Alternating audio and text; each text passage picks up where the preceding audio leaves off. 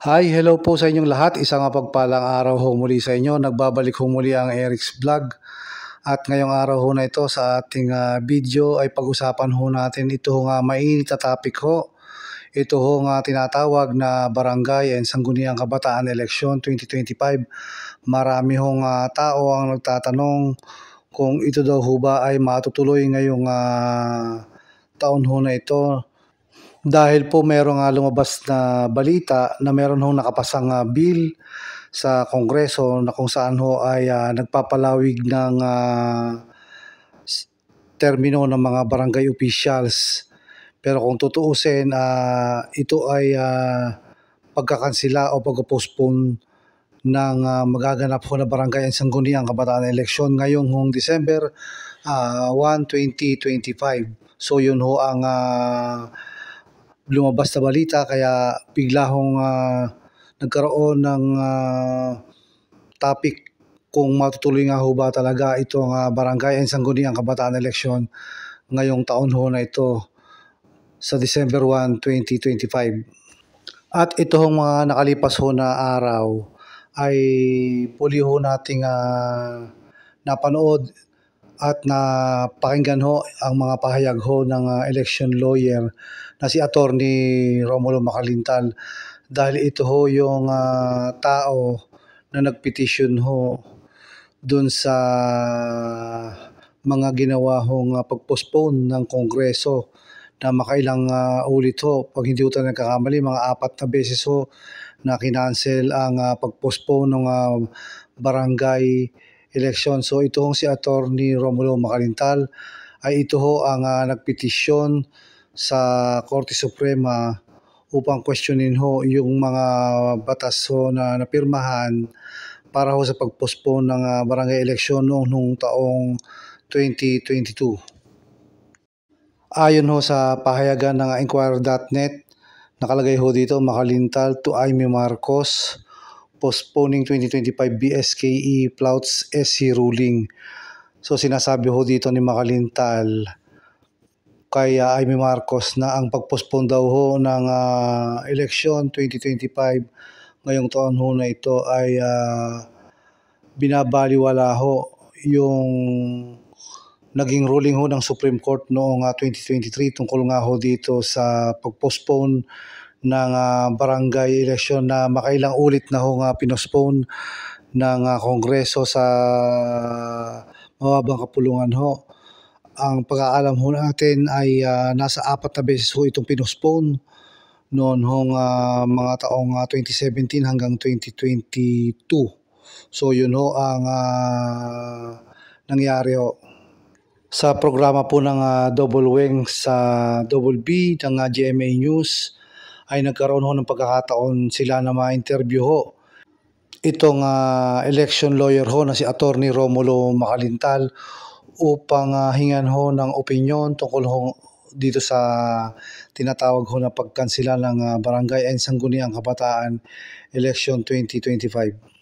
Sa panayam ho kay Attorney Romulo Macalintal, sinabi ho niya na ang Kongreso ho ay hindi na ho nadala dahil pinagsabihan na sila ng Korte Suprema noon pang 2023 doon ho sa nilabas ho na resulta sa petisyon ho ni Attorney Romulo Macalintal, dahil nga ho kine-question niya ho yung pagkansila ng election ho noong 2022 kaya noong 2023 ho ay naglabas ng desisyon ng Korte Suprema at sinasabi ho nila na ang pagkansela ho ng o pagpostpone ng eleksyon ay unconstitutional ho.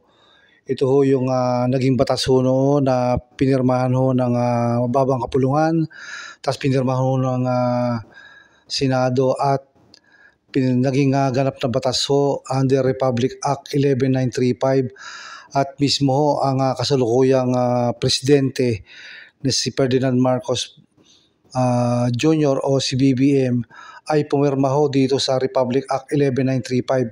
Subalit naglabas ho ng resulta base ho sa petisyon ni Attorney Romulo Macalintal itong Supreme Court at sinasabi ho na ang pag-cancel ho ng eleksyon unconstitutional. So ibig sabihin ho labag ho sa batas dahil ho yung nakasaad sa saligang batas ho natin ng 1987 Constitution ay malinaw ho doon na dapat ho magkaroon ng palagiang eleksyon kada 3 taon.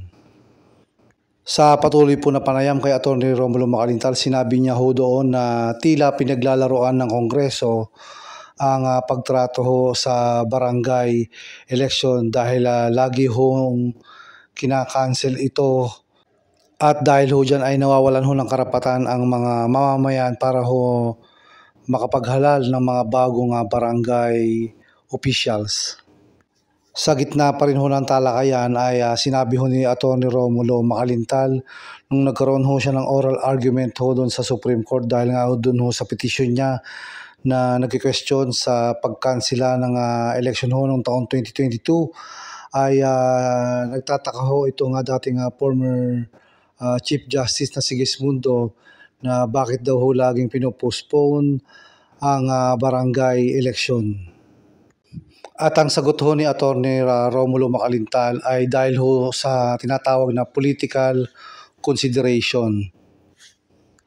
Ayon din ho kay Atty. Romy Macalintal, sinabi niya ho na ang batas ay nanatiling may bisa ito hong tinatawag na 1987 Constitution. Kaya yun ho ang susundin tungkol ho sa usapin ng barangay and sangguniang kabataan election.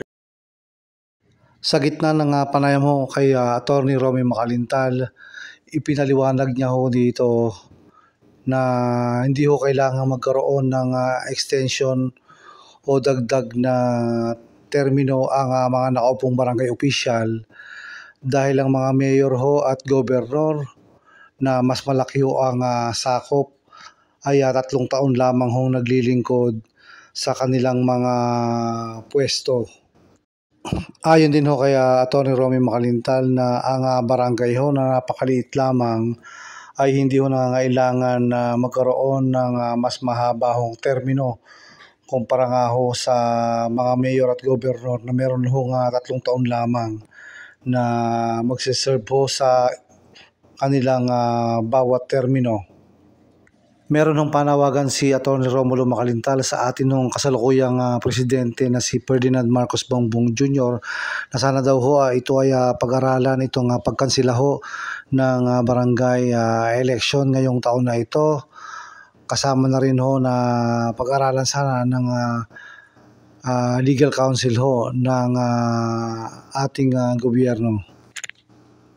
Binanggit din ho niya na ang petition ho na naging unconstitutional ay ito ho yung Republic Act 11935 na kung saan ho ito ho ay pinirmahan dati ni Ferdinand Bongbong Marcos Jr. Subalit dineklara nga ho na ito ng Supreme Court na unconstitutional. Sa gitna ho ng talakayan ng double wing sa double B ay napag-usapan ho dito yung tila napakaliit ho ng pagtingin ng Kongreso sa ating basic government ho o yung tinatawag nating barangay. At dahil ho dyan ay lagi na lang hong kinakancel ang eleksyon sa tuwing darating ang taon na ito ay magaganap. Sa gitna rin ho ng panayam ay sinabi ni Atty. Romy Macalintal na ang Kongreso ay laging binabaliwala ang naging desisyon na ho ng Supreme Court noon hong naglabas ng desisyon ho doon sa petition ho ni Atty. Romulo Macalintal na question nga ho sa pagkansela ng eleksyon ng barangay noong taong 2022. So yan ho ang naging pahayag ni Atty. Romulo Macalintal tungkol nga ho dito sa pagkansela ng barangay sangguniang kabataan election 2025 ng Kongreso at ito yung Republic 11827 na